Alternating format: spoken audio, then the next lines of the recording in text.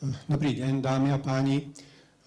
Na začiatok dovoľte, aby som sa predstavil. Budem hovoriť o haváriách elektrárny A1 Jaslovské Bohunice a budem hovoriť ako človek, ktorý sa priamo podielal na prevádzke tejto elektrárne a ktorý bol priamo pri obidvoch haváriách. Inak som pracoval 40 rokov v jadrovej energetike v Jaslovských Bohuniciach i v Mochovciach. Venoval som sa predovšetkým radiačnej ochrane a pripravenosti na odozvu na havárie. O čom chcem hovoriť vo svojom príspevku?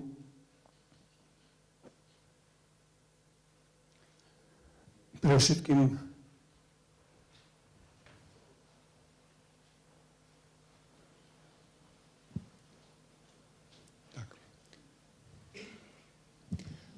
niečo máličko z histórie, potom základné údaje o elektrárne, aby ste vedeli asi, ako elektrárne vyzerala. A najmä sa budem venovať obidvom haváriám, ktoré boli v roku 76 a 77.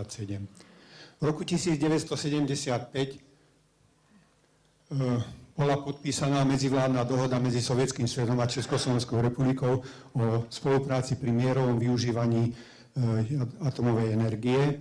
A v rámci tejto dohody bola plánovaná aj výstavba jadrovej elektrárne, ktorá mala byť postavená v Bohuniciach. A zaujímavosťou bolo, že v tom čase v Sovietskom zväze existovali dve skupiny odborníkov, ktorí presadzovali rôzne typy elektrárne. Jedna bola elektrárne s ťažkou vodou a s prírodným uránom a druhá bola tlakovodné reaktory toho typu, ako poznáte, Dukovany, Temelín. Niekoľko rokov po podpísaní tejto dohody začali práce na projekte. Bol technický projekt dokončený v 62. roku, ale ešte i počas výstavby bolo urobený mnoho zmien v tomto projekte, tak ako bol vývoj, ako sa ukazovali nedostatky niektorých zariadení. Elektrárna sa začala stavať teda v roku 1958, v 60. Začala sa výstavba hlavného výrobného bloku. V októbri 72. roku prvýkrát prebehla štiepna reťazová reakcia a v decembri potom bola elektrárna prifázovaná k energetickej sieti.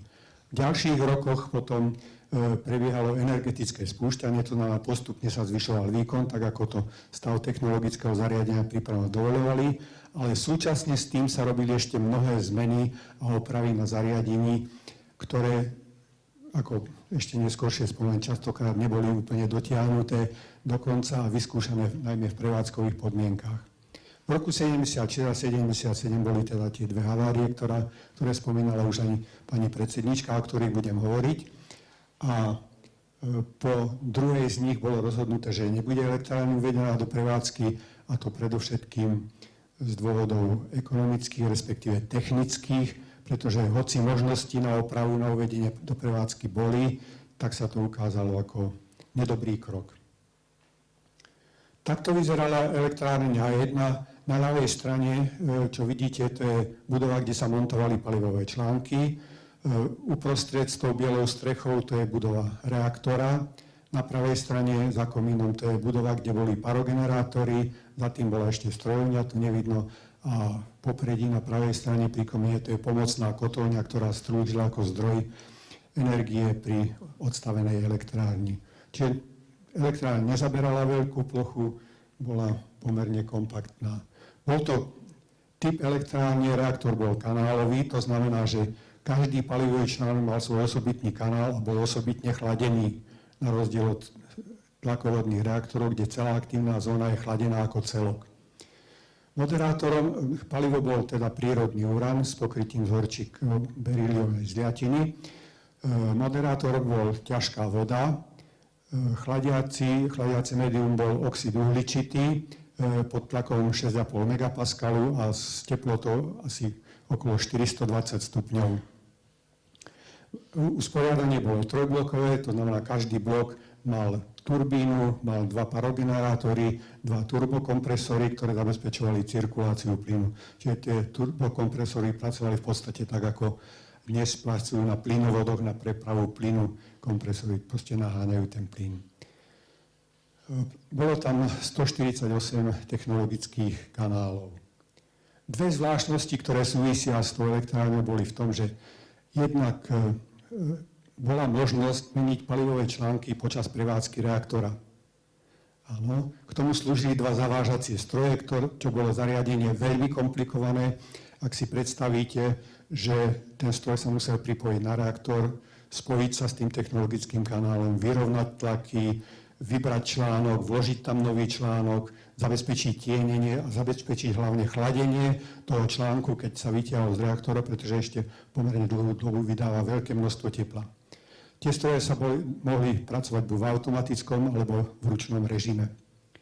A druhá zvláštnosť bola montáž palivových článkov. Do Československa sa dovážali iba palivové prútiky a priamo v elektrárni sa montovali kompletne tie kazety. To znamená, dávali sa tam dištančné mriežky, obalová rúra, vrchné časti a tak ďalej. Proste kompletná montáž sa robila v Jaslovských Bohuniciach. Takto vyzeral zavážací stroj, ktorý je nad reaktorom. V dolnej časti vidíte vrchy palivových technologických kanálov a tento stroj proste zabezpečoval všetky tie funkcie, ktoré som tu zhruba spomenul. Teraz niečo k tej prvej havárii, ktorá bola v januári v 76. roku. Tento typ elektrárny, už aj ako hovorila pani predsednička, patrí medzi najhoršie typy elektrárny, pretože sa stratí chladenie aktívnej zóny. A to je najväčšie riziko. Pokiaľ sa vám netaví zóna, tak v podstate ešte dobre. Zvládnete situáciu relatívne, v úvodzovkách hovorím ako v pohode, ale ako náhle sa začne taviť palivo, sú nekonečné problémy. To už je veľmi vážna vec. Elektrárna bola teda z hodou okolností v tom čase odstavená z iných príčin a prebiehala výmena, zavážací stroj sa pripojil na reaktor, vytiahol palivový článok, odišiel z reaktora a v tom proste z reaktora bol vystrelený jeden z palivových článkov, ktorý potom narazil na konštrukciu reaktora, na strechu budovy a spadol na podlahu reaktorovej sály. Takto vyzeral teda ten palivový článok deformovaný.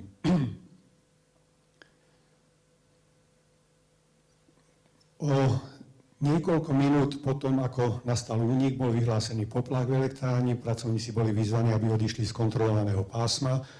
V tom čase havárie tam bolo 62 ľudí, ktorí takmer všetkým sa podalo odísť, iba dvom nie, ktorým sa potom venovali záchranári, aby ich našli, ale žiaľ teda zadusili sa oxidom uhličitým, teda nezomreli na následky havárie, ale udusením oxidom uhličitým, pretože sa včas nepodarilo zistiť, kde sa nachádzajú z určitých dôvodov.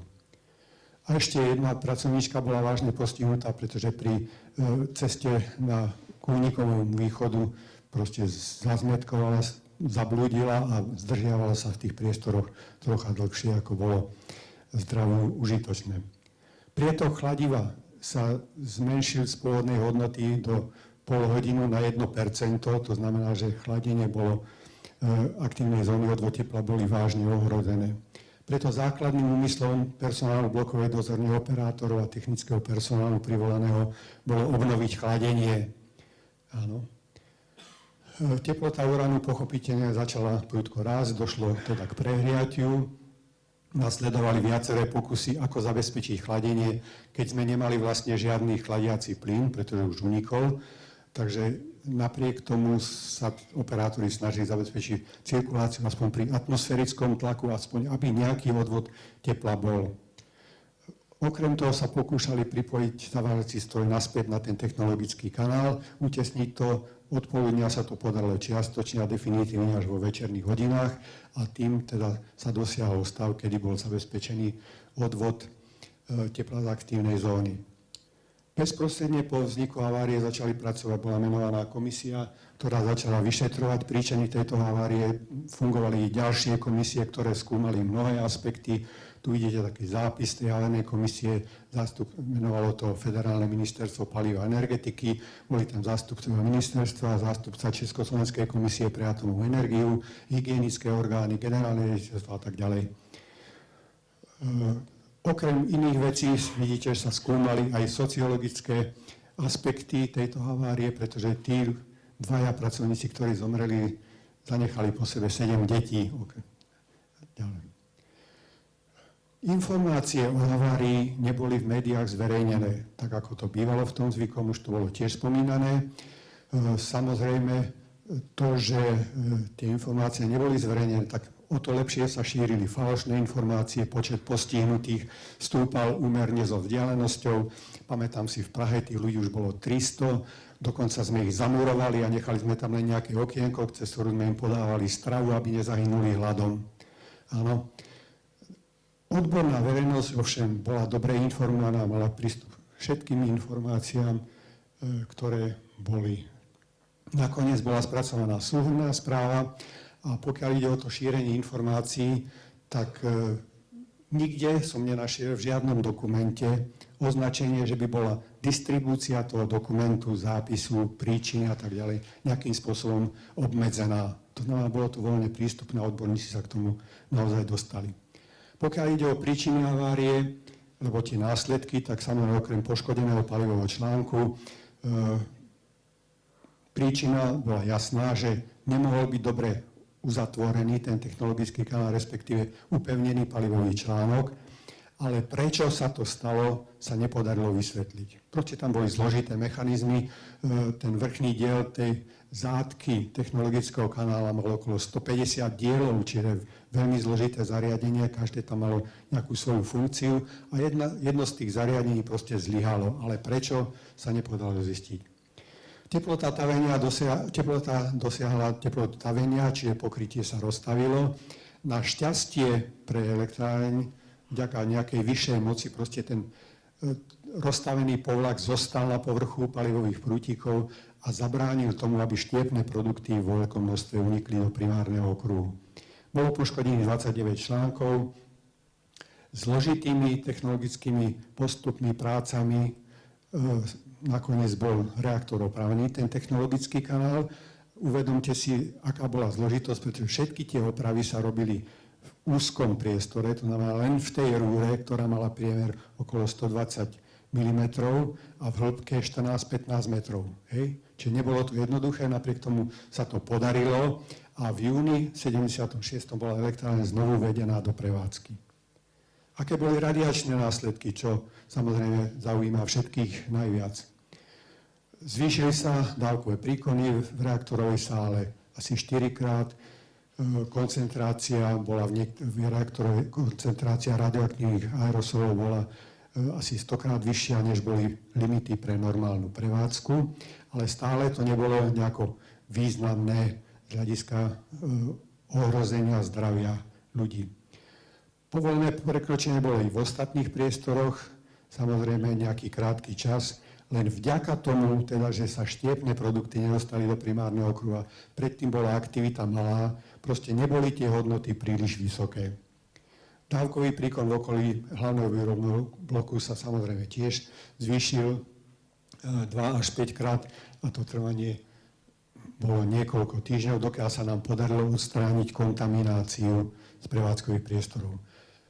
Dalo by sa povedať, že najväčším problémom bol výskyt oxidu uhličitého, pretože ten vlastne bránil nejakému voľnému pohybu ľudí a my, čo sme sa zúčastnili záchranných prác, tak sme všetci používali kyslíkové dýchacie prístroje. Všetci, ktorí boli v tom čase v kontrolnom pásme, boli kontaminovaní, odevy, pochopiteľne niektorí vlasy, tvár, boli dekontaminovaní bez nejakých následkov. Na záchranných prácach sa podialo 5 pracovníkov, vrátane tých, čo sa pokúšali závažacím strojom utesniť reaktor. A nikto z nich nebol nejako významne ožiarený externe a vnútorne nie, pretože mali dýchacie prístroje, takže boli proste z hľadiska inhalácie dokonale chránení. Potom u 69 pracovníkov, ktoré potenciálne mohli byť postihnutí, bola menovaná vnútorná kontaminácia. Najväčší dávkový úväzok bol tých 123 milisievertov, čo je pre informáciu o niečo viac, ako je teraz dovolený limit pre 5 rokov. Za 5 rokov, áno. Ale tých 123 milisievertov to bola práve tá pracovníčka, ktorá stratila orientáciu pri hľadaní únikového východu. A to bolo predovšetkým teda strícia, pretože trícium sa nachádzalo v elektrárni vo významnej miere ako produkt radiolízy aktivácie ťažkej vody. Áno. Tak. Celkové úniky za 24 hodín boli malé, boli vlastne 10-krát menšie, ako bola povolená hodnota pre normálnu prevádzku. U radioaktívnych plynov a aerosolov a jodu bolo zhruba na úrovni povolených limitov pre normálnu prevádzku. Nebolo treba vyhlásiť žiadne opatrenia ani pre pracovníkov, ani pre obyvateľov v okolí.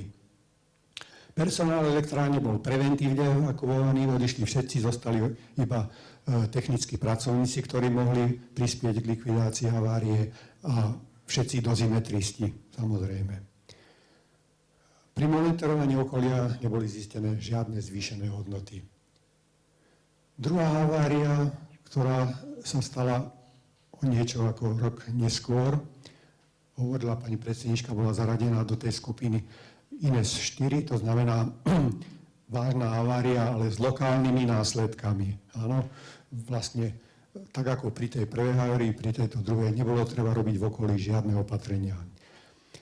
Tu bol ten priebeh havárie úplne iný. Prebiehala normálna výmena pri výkone reaktora.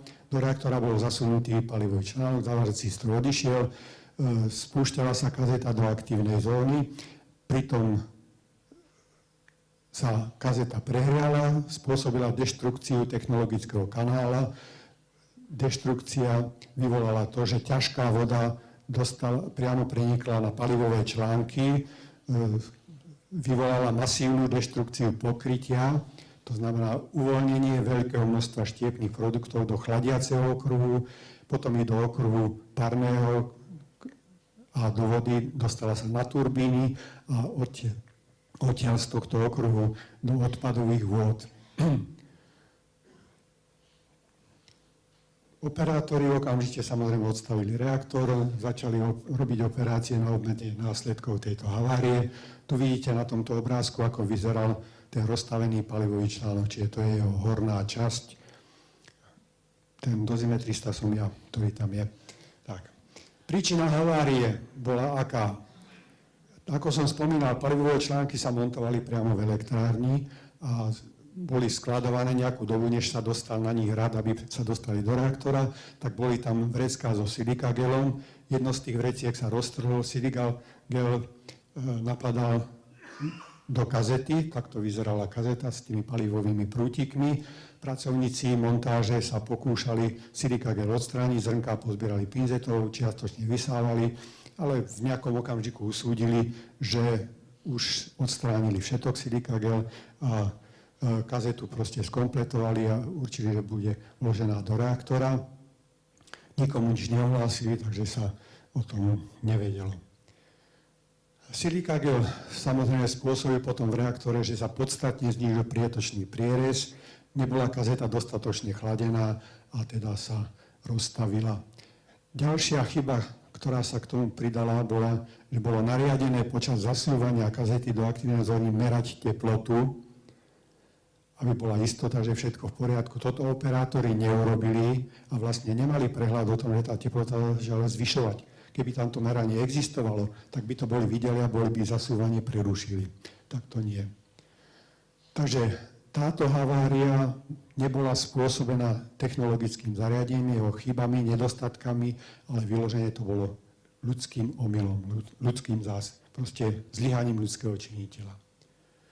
Následkom toho poškodenia prehriatia a poškodenia kazety bolo poškodenie vnútorných častí, významná kontaminácia plynového okruhu, ako som spomínal, tých ďalších okruhov. Dávkové príkony sa výrazne zvýšili 100-krát, na niektorých miestach až 1000-krát, čiže bolo to na úrovni, povedzme, okolo 1 sievertu za hodinu. Áno, také tam boli príkony dávkové. Pokrytie sa postupne odlupovalo a tak ako cirkuloval oxid uhličitý, tak sa štiepne produkty, znamená izotopy uranu, plutónia, ale i berylium z pokrytia dostávali do celého primárneho okruhu, usadzovali sa rôzne a vlastne znemožňovali prístup k týmto zariadeniam. Celkové uniklo komínov v priebehu prvých dní asi dvojnásobok povolených hodnot, čiže stále to nebolo nejako veľa a neboli dôvody na ochranné opatrenia. Úniky aerosol vrátane jodu neboli väčšie ako povolené hodnoty, ale za to, na rozdiel od tej prvej havárie, oveľa viac produktov štiepenia a radioaktívnych látok sa dostalo do vody a vidíte tu, že v tých vodách v niektorých dňoch bolo to prekročenie povolených limitov 5000 krát. Čiže výrazne to spôsobilo kontamináciu odpadového kanála, ale priame ohrozenie, lebo priame zvýšenie dávok pre obyvateľstvo to nespôsobilo. A podľa výpočtov, ktoré boli robené neskôr, bola dávka na obyvateľa v mieste, kde bola maximálna prízemná koncentrácia 10 000 krát menšia ako povolená hodnota. V čase havárie tam pracovalo 49 pracovníkov, 11 bolo v exponovaných miestach sekundárneho okruhu, najviac sa tam zdržiavali 2 hodiny a to z toho dôvodu už bolo treba robiť nejaké manipulácie technologické na zaistenie proste chladenia. Všetci, ktorí tam boli, dostali kálium jodid a síran barnaty, boli neskôršie vyšetrení samozrejme na vnútornú kontamináciu, kompletne, to znamená jód v štítnej žľaze a celková vnútorná kontaminácia. Tam okrem tých, čo boli v kontrolovanom pásme, ešte nejakí ďalší pracovníci. Prítomnosť jodu bola zistená u 6 ľudí. Vidíte, tam tie dávky sú veľmi malé, keď porovnáme, že teda u nás je ročný limit 20 milisivertov, tak v porovnaní s týmto limitom boli to nízke hodnoty a u viacerých pracovníkov to bolo ešte dokonca oveľa menej. A u žiadneho z tých pracovníkov neboli povolené limity prekročené. V porovnaní s Černobylom boli tie úniky podstatne menšie, vidíte, 10 na 9 krát menšie jódu a asi 10 na 7 krát menšie ostatných radioaktívnych látok. No, to znamená, že jednoznačne neboli dôvody pre vyhlásenie akýchkoľvek ochranných opatrení. Čo povedať záverom k týmto haváriám? Obidve havárie personál elektrárne zvládol vďaka vysokej kvalifikácii a nasadeniu.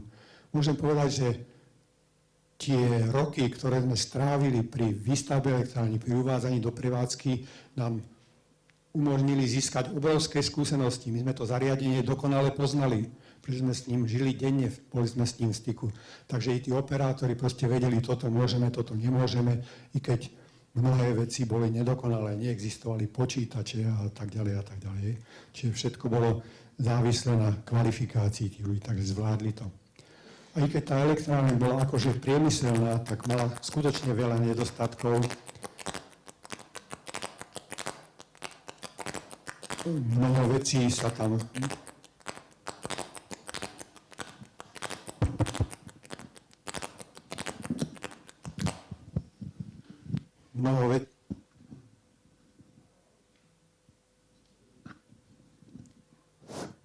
mnoho vecí sa muselo počas prevádzky dorábať, opravovať. Takže bola to veľká výzva i pre celý československý priemysel. Mnoho tých vlastností bolo neznámych. Nahrádzali to ľudia svojou obetavosťou a prístupom, snahou zlepšiť proste bezpečnosť na najvyššiu možnú úroveň. Naučili sa zamestnanci pristupovať s pokorou a úctou k zariadeniu elektrárne a uvedomili si, že nestačí niečo robiť dobre. Že v elektrárni, ako to bolo spomenuté, musí byť všetko bezchybné. Akákoľvek chyba sa potom vypomstí. Radiačné následky boli malé, alebo respektíve zanedbateľné, ako pre obyvateľov, tak i pre zamestnancov elektrárne. Ďalšia prevádzka bola ovšem ohodnotená ako riziková. Technologické zariadenie nebolo v dobrom stave, najmä korodované parogenerátory a okruhy ťažkej vody. Zvyšková životnosť sa odhadovala na 1,5 až 2 roky, takže z tohto dôvodu nebolo ani ekonomicky únosné, aby elektrárne bola znovu uvedená do prevádzky a preto bolo rozhodnuté o odstavení v 78. roku. Nehľadiac na to, že už v 70. roku sa začala pripravať výstavba úplne iného konštrukčného typu elektrárny ako predtým. Pokiaľ ide o tie zariadenia, poviem vám len takú zaujímavosť z hľadiska toho, aby ste si uvedomili, aké to bolo komplikované zariadenie. Na parogenerátoroch bolo okolo 130 000 zvarov. Hej? Takže keď si predstavíte, čo len tisícinu promile z tých zvarov, že bolo vadných, tak koľko ich bolo. Takže naozaj to bolo zariadenie veľmi komplikované. Takže podrobné informácie, keby ste chceli, nájdete v tejto knihe, na tejto adrese si ju môžete objednať, získať, vydala to Slovenská nukleárna spoločnosť. Ďakujem vám za pozornosť a pokiaľ máte nejaké otázky, som pripravený vám zodpovedať. Ďakujem.